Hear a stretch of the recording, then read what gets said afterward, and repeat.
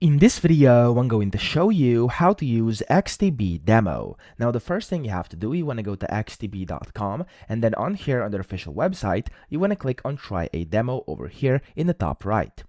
After you do this here, you're going to have to put in some of your information, such as your email, your country. You're going to have to consent to a few things, and then you'll be able to create your password as well. And after you do that, you'll get access to X Station 5 here with your demo account. So as you can see, I'm now connected to my demo account, and I can go ahead and actually start trading, okay? So there's actually a few things you can do, and it's very easy to use the XTB demo account. Here you have your market watch. You can go ahead and basically find the instruments you'd like to trade. So for example, Bitcoin, I'm going to click on that, and as you can see, I can right away either do it here on chart, I can buy it or sell it, or I could even just buy and sell over here directly inside my market watch. Okay, so that's the first thing you can do, and then of course you could go ahead and swap different assets here. You can do different chart analysis down here, and yeah, that's pretty much how you use it. It's very easy. I hope this video helped you out. If it did, please subscribe to the channel and help me out as well.